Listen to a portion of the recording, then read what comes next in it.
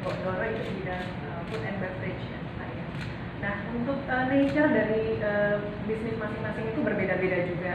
Kalau di Purana dulu saya mulainya sendiri, terus kemudian along the way saya mendapatkan bisnis partner yang membantu saya juga untuk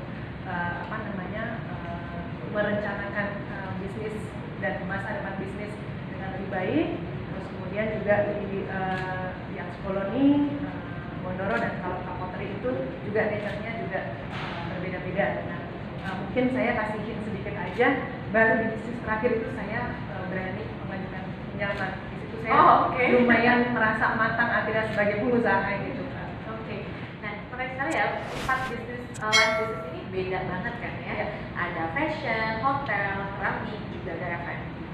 Boleh cerita nggak Mbak Monica, tantangan terbesar apa sih dalam menjalankan bisnis, dan mungkin juga ada yang spesifik karena Mbak Monica adalah seorang pengusaha perempuan. Ya, mungkin tantangan secara umum kalau misalnya kita baru memulai bisnis ya, dari pengalaman saya yang paling sulit adalah membentuk community atau market untuk bisnis yang akan kita tawarkan, nah itu barang maupun jasa. Tapi kalau misalnya kita secara spesifik mau bicara sebagai pengusaha perempuan, menurut pengalaman saya, biasanya salah satunya adalah perempuan itu kalau udah passionate terhadap satu hal dia kulik sampai tuntas. Tapi untuk hal-hal yang dia misalnya kurang expert gitu, dia lupa untuk belajar lebih dalam. Seperti contohnya saya itu kan sangat passionate ya kalau udah ngomongin research and development, terus produk, produksi, marketing, promotion gitu. Cuman saya itu lemah dalam satu hal, yaitu analisa keuangan dan juga proyeksi keuangan. Nah itu yang membuat saya merasa di pengalaman di bisnis pertama itu saya merasa sebenarnya agak tertatih-tatih, dan sekarang setelah makin matang sebagai pengusaha, saya merasakan bahwa harusnya di bisnis pertama itu saya bisa lebih cepat kalau saya ada teman berpikir atau support system yang membantu untuk menjadi partner bisnis secara menyeluruh gitu. Terus kita boleh bagus pakai perbankan gitu ya. Tapi sebagai pengusaha dirasakan kadang itu menjadi tantangan karena kalau cepat sama yang lain cepat ya. Oke, nah Mbak kita tadi sempat menyinggung mengenai support system. Ya. Mbak kita boleh cerita sedikit apa sih menurut Mbak kita support yang sangat dibutuhkan oleh seorang pengusaha perempuan untuk mempertahankan atau bahkan mengembangkan bisnis? Ya, selain networking tadi yang sudah saya sebut, karena networking itu juga pasti akan mengenhance kita punya sales settingan gitu. Kita harus melakukan networking yang tepat, juga mungkin juga kalau misalnya kita punya support system yang bisa mendukung kita memikirkan tadi secara analisa dan proyeksi keuangan ke depannya, kita juga bisa bergerak dengan lebih cepat kira-kira apa yang perlu persiapkan, apalagi ketika kita sudah berencana akan upscale kita punya bisnis. Itu sangat penting. Terus kemudian juga buat saya pribadi, dia kan baru menyadari juga gitu, selain juga proyeksi dan analisa keuangan itu penting banget untuk menemukan partner yang mengerti juga dan juga membantu kita untuk urusan SPP. Oke. Ya itu curhatan pengusaha ya. Betul, itu curhatan teman-teman pengusaha perempuan yang lain juga. Pusing masalah SPP Dan angka semua soalnya. Betul. Oke, menarik sekali nih Mbak Nurita tadi sudah menyampaikan bahwa sebenarnya support yang dibutuhkan pada perspektif pengusaha adalah networking, R&D, proyeksi keuangan, partner, sampai bahkan hal seperti SPP. Ya. Nah, saya sekarang mau masuk ke atau kembali ke Bu lagi. Bu, kalau dari bank konstitusi SP gitu ya, bagaimana bank bisa berperan lebih dalam mendukung upaya pengusaha perempuan untuk mengembangkan bisnis mereka, terutama dalam kondisi hari ini ya, kondisi pandemi yang mungkin untuk beberapa pengusaha semakin sulit. Silakan. Menarik sekali ya. Memang sebagai salah satu pionir perbankan di Indonesia, Bank Konstitusi IDSP ini senantiasa berkomitmen untuk menciptakan bisnis yang berkelanjutan. Ya.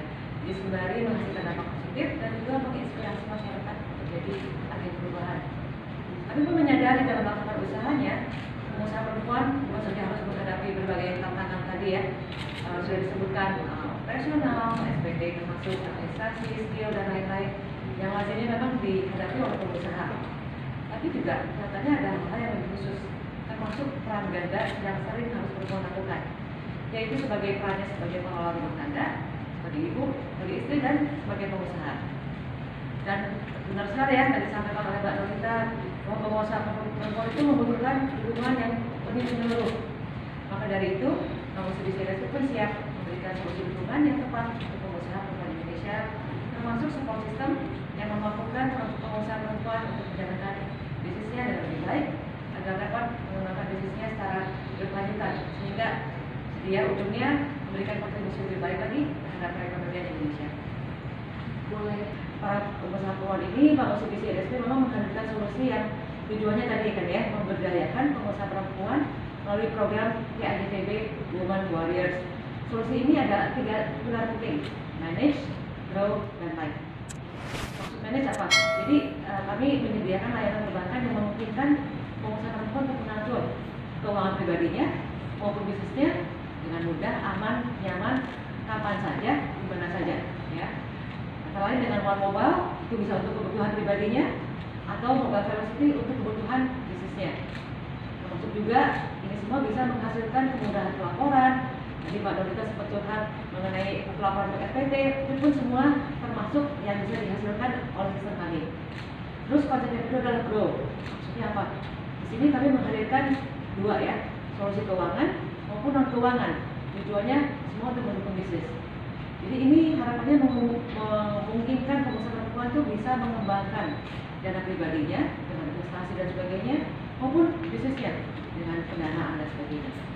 Nah, pengusaha perempuan seorangan dapat memanfaatkan misalnya nyala bisnis, sementara pengusaha perempuan yang punya PT dapat memanfaatkan SME banking. Kalau tidak salah, nasabah pun dapat mengajukan fasilitas pendanaan dari 500 juta sampai 15 miliar. Ada bunga yang menunjang dan juga pricing maupun benefit lainnya yang menarik ya. Nah, selain itu yang tidak kalah pentingnya, sebagai bank pun kami melihat perlu adanya solusi non keuangan yang kita sebut dengan beyond banking. Karena tadi ya, kebutuhannya bukan hanya pendanaan, mulai dari solusi konsultasi pajak, akuntansi, ya, hingga kalau misalnya ada yang mau masuk e-commerce, bagaimana caranya berjualan di online, bagaimana mengelola operasional, pembayaran online, ya, sampai pengelolaan kalau mau pemasaran melalui sosial media.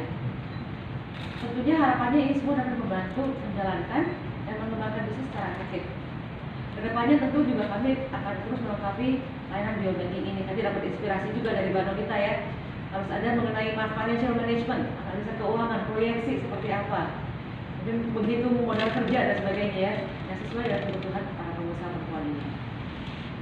Pilar yang lain, maksudnya apa? Jadi kita tidak berhenti yang tadi, karena kami juga melihat masih ada kebutuhan unik yang diperlukan.